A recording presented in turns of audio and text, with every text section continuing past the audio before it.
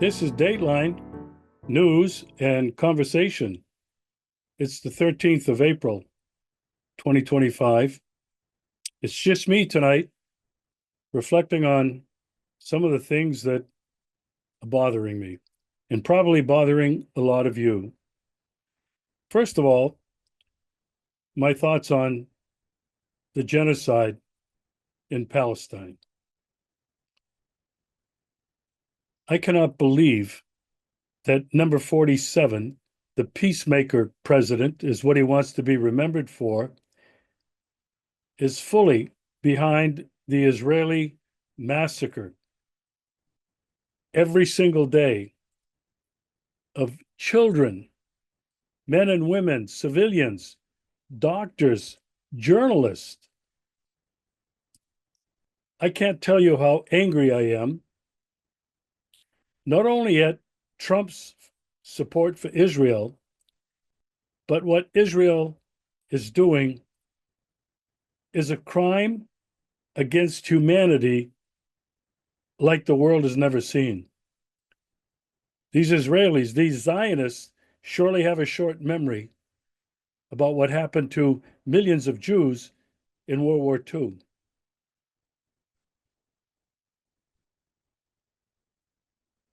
I'm outraged that Trump, the developer, the businessman, wants to relocate millions of Palestinians to Egypt or wherever anybody will take them.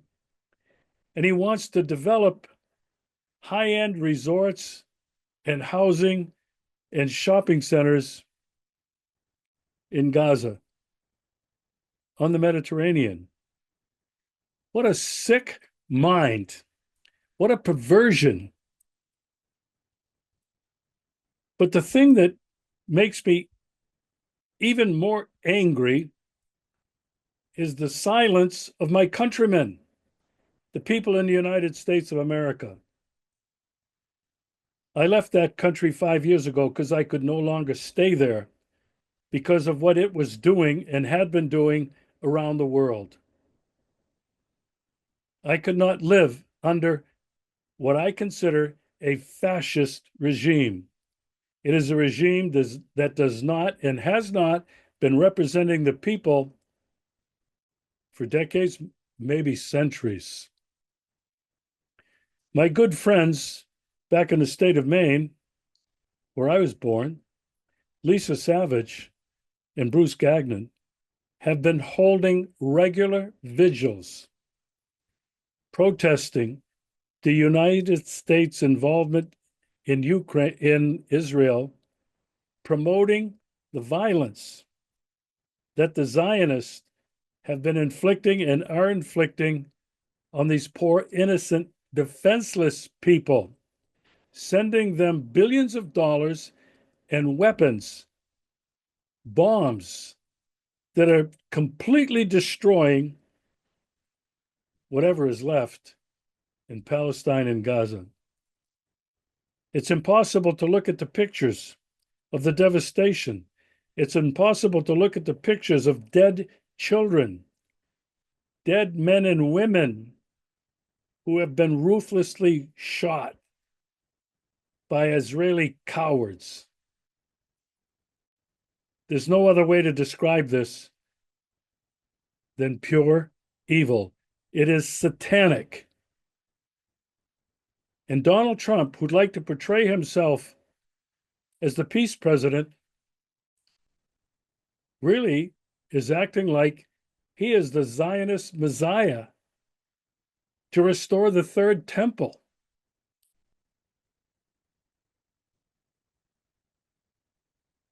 I'm having a hard time dealing with all of that. I'm having a hard time suppressing my anger and rage. But Lisa and Bruce have been out there almost daily, certainly weekly, and around the state of Maine, trying to garner additional support against what the United States is doing in Israel.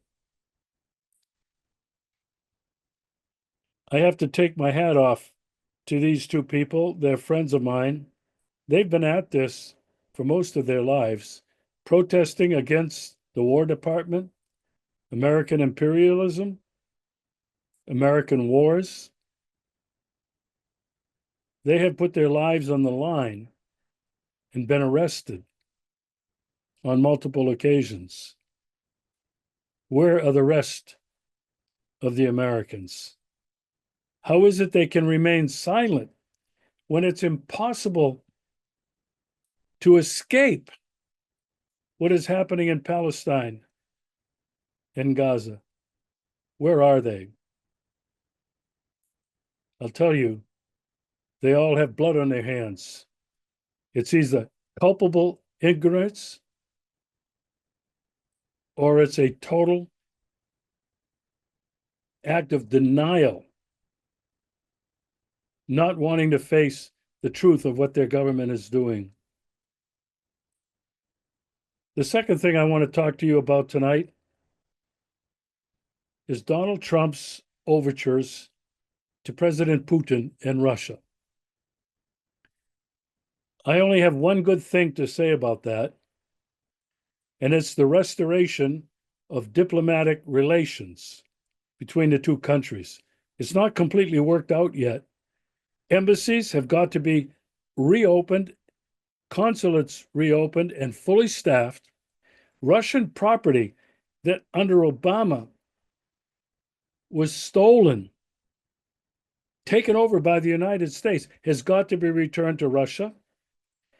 And American embassies and consulates around Russia have got to be reopened and fully staffed.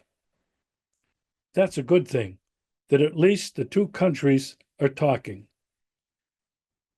But the rest of it is anathema. It's a brutal joke.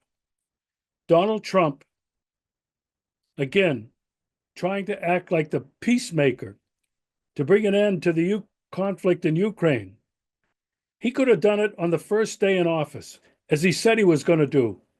He was quoted so many times throughout his campaign that if I'm elected on day one, I will end that war. He didn't, but he could have. He could have cut off all the funding, all of the support, all of the military weapons, bombs, missiles, Patriot air defense systems. He could have cut it all out.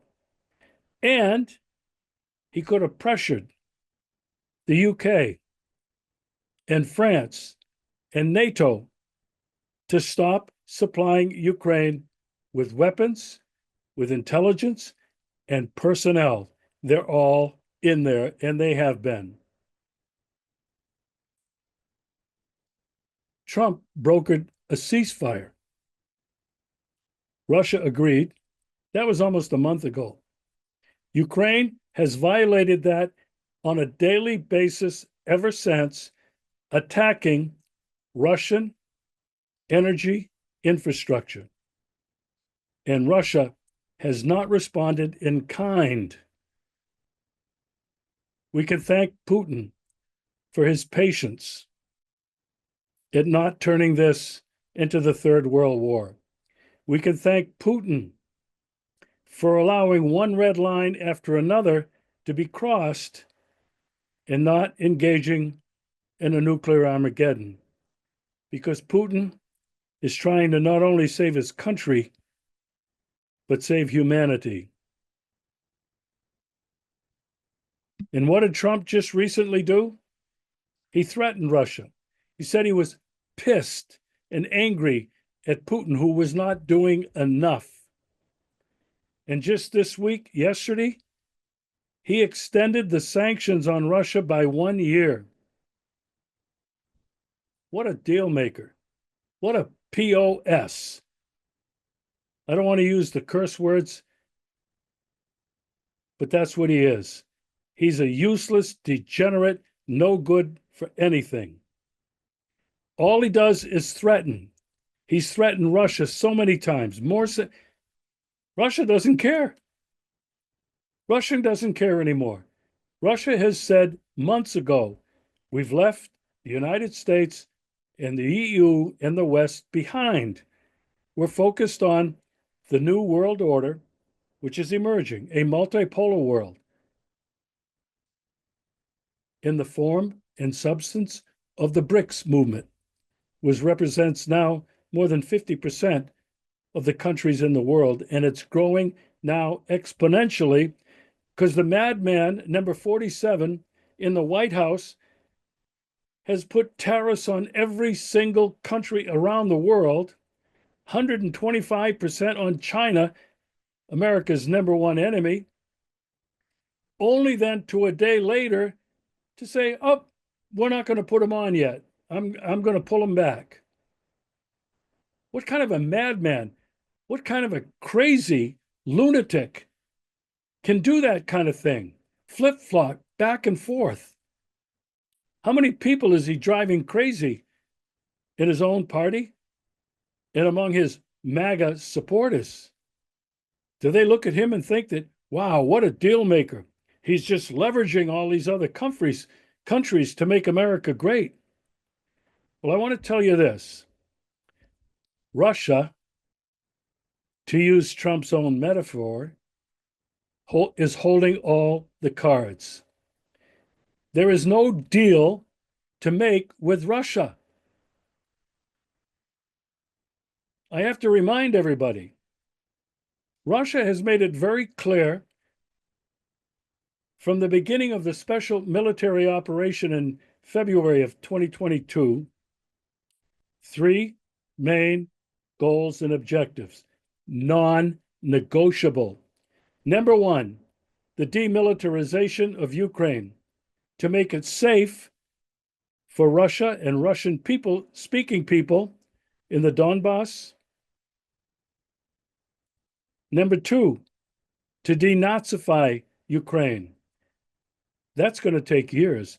That's a re-education project on one hand, but it is an elimination project on the other hand to clean out all of the Nazis that are in government levels at the federal level and the local level in their state Rada, which is their Congress, and to eliminate Zelensky and his Nazi followers.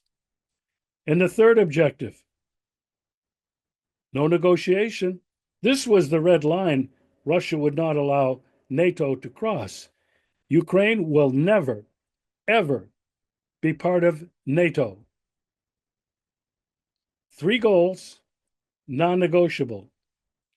And then the four new regions that have voted overwhelmingly in referenda in their countries to return to Russia.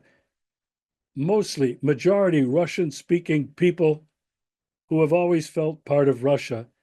And that includes Crimea, which returned to Russia after a universally observed referenda where they voted 98% to return to Russia, where they belong and have belonged since Catherine the Great. And then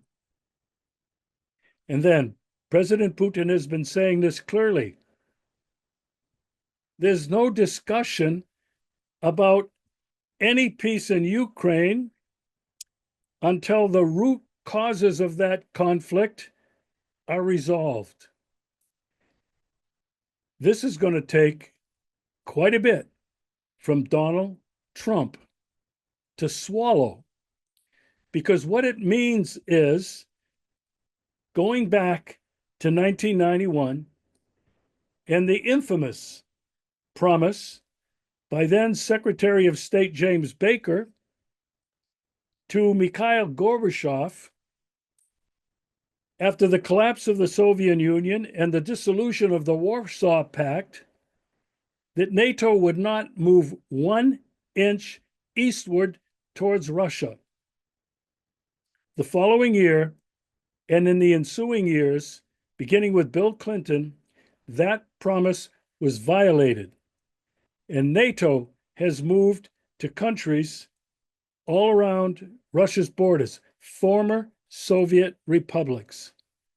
Now, if that is not a threat, nothing is.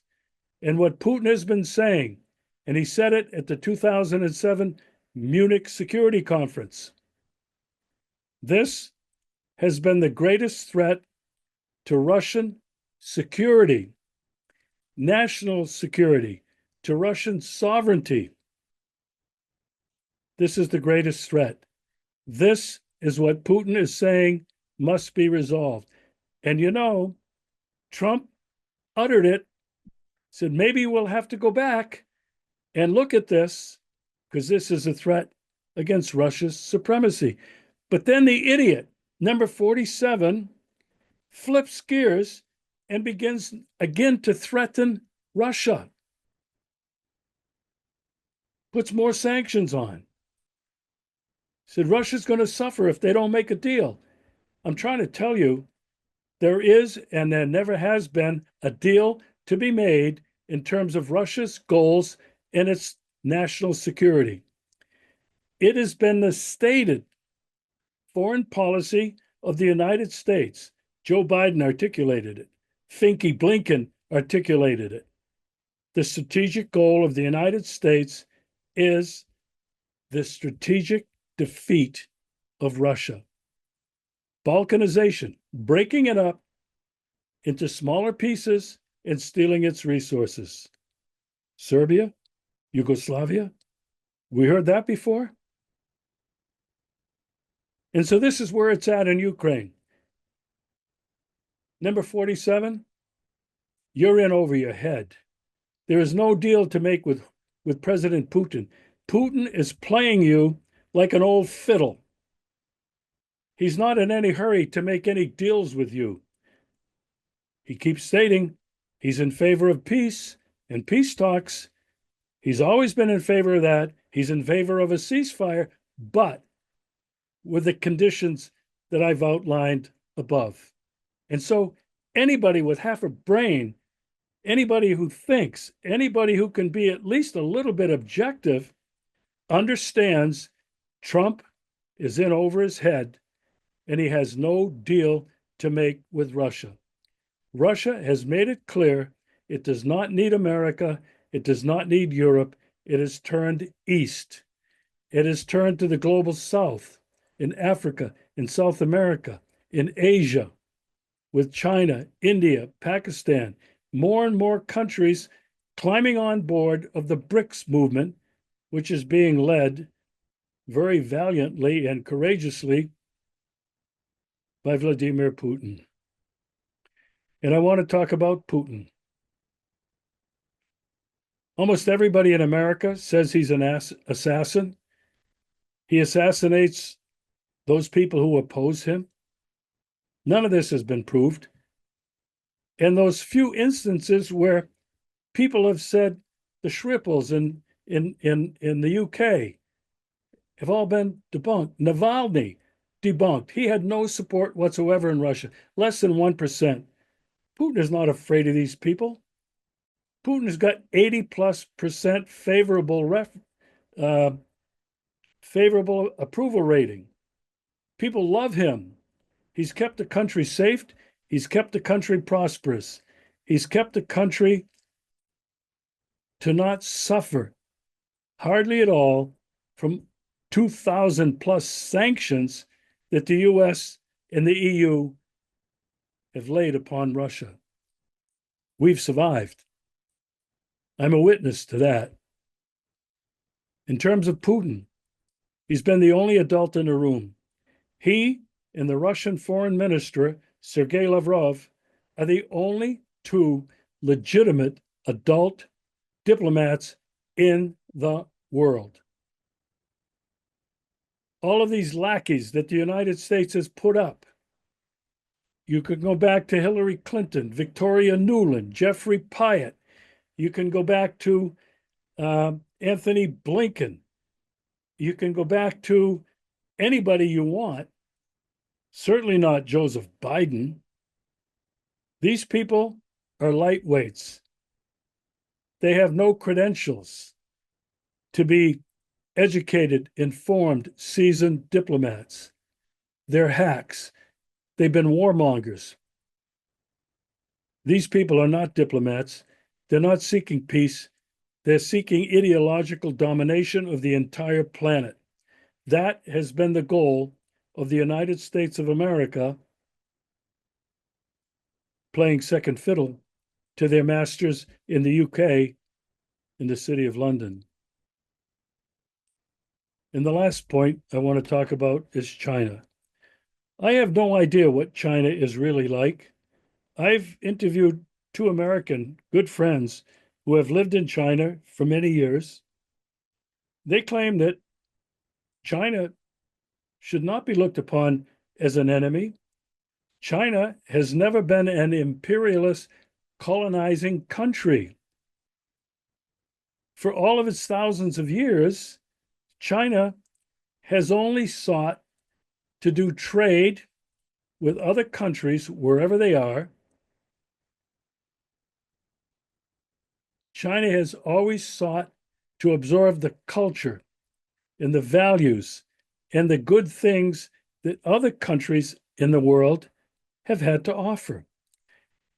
These friends of mine who know China very well, and I trust, insist that China does not have these intentions to be the hegemon. And yet, the United States, going back at least to Richard Nixon, have always seen China as the enemy, as the threat.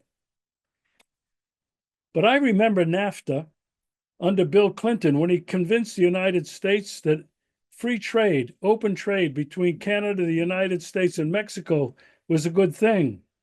I visited Mexico and I saw those maquiladores, those manufacturing factories, plants that United States companies went in and formed to manufacture their stuff in Mexico for dirt cheap labor and then ship it back to the United States.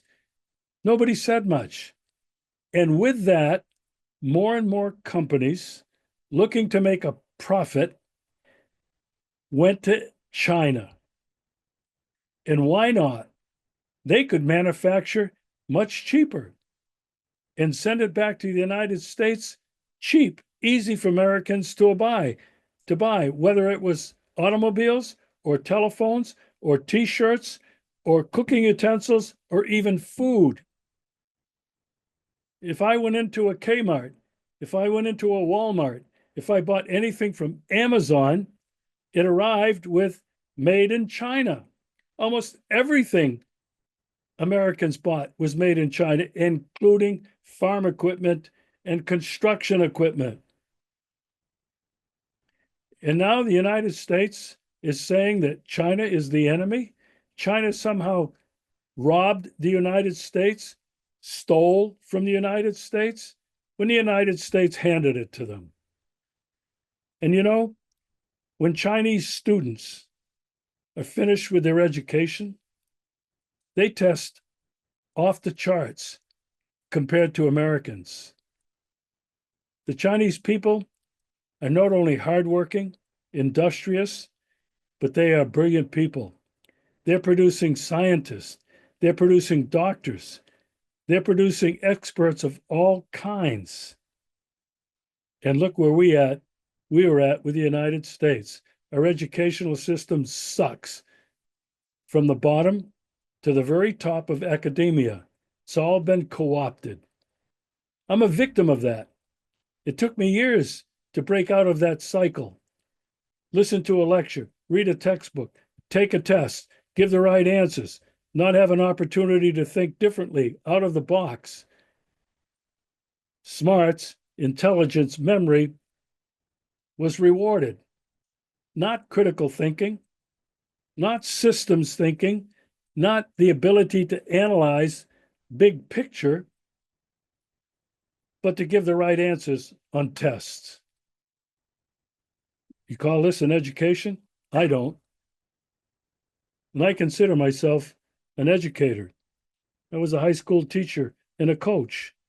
I spent a good part of my life as a business consultant, organizational consultant, where I became not just a teacher, but a mentor. To consider China America's enemy number one, for Trump, number 47, the peacemaker president announces his budget for next year, which is going to give the Pentagon over $1 trillion now directly, where for the past number of years, the actual total military budget, when you combined NASA, dual purpose, when you can consider the intelligence agencies, when you consider the State Department, when you consider the CIA, the War Department's budget has exceeded $1 trillion for many years now. And the peace president wants to increase it. He also wants to upgrade America's nuclear arsenal. He's willing to spend trillions of dollars to do that. Where's that money going to come from? America's broke. You got a national debt that's somewhere around $35 trillion right now. It's $1 trillion a month just to pay the interest on this debt. There's no way that America can pay it back. There's no way that Dodge, Elon Musk, can find that kind of money in any of the levels of government to get rid of that.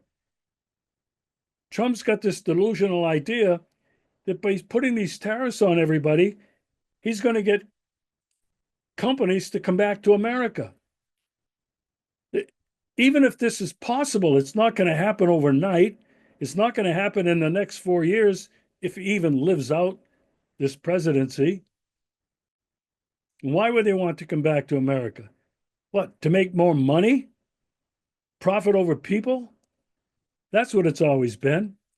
And so now Trump, like Obama before him, is pivoting back to China, to Asia, in the Philippines, on all the little islands where America has bases. America now is pivoting back to Jeju Island, that naval base that the United States got the Korean government to build in Kangjong Village, about which I made my award-winning film, The Ghost of Jeju. Look at this from China's point of view.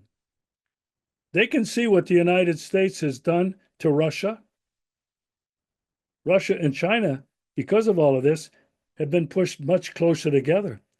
They claim they have agreements that exceed alliances. And this relationship is growing by the day because of the threats that Donald Trump is making on both countries, in fact, all countries around the world. Russia and China are standing firm.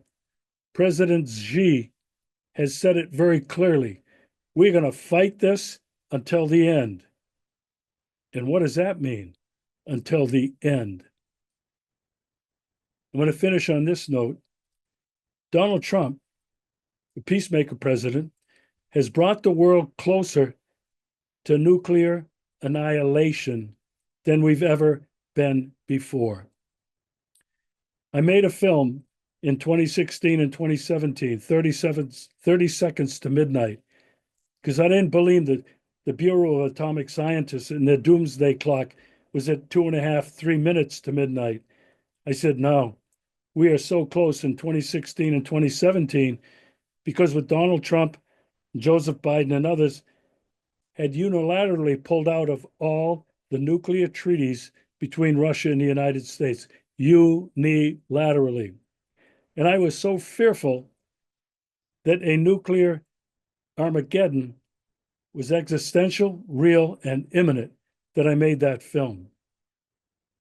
And you know, I thought when Trump was president and he reached out to Russia and they started high-level diplomatic relations, I thought, wow, maybe now humanity can take a giant step backward away from the cliff of nuclear annihilation, because at least now they're still talking. But when you get away from the talk and you look at the actions, Donald Trump is doing nothing less than provoking World War III in Ukraine, in Europe, and with China. Look at his actions, threats. And not only that, he is threatening to bomb Yemen back to the Stone Age, and he's threatening Iran, which is not going to cave into him, that he's going to bomb them like they've never seen before. So when you put all of these things together, Donald Trump basically is a friggin' warmonger. He's an insane, evil, satanic being who really has humanity on the brink of extinction. That's where I am tonight. It's Palm Sunday in the Western Christian Church and in the Orthodox churches. Palm Sunday. Today is April 13th, 2025. Not feeling good about the prospects for humanity.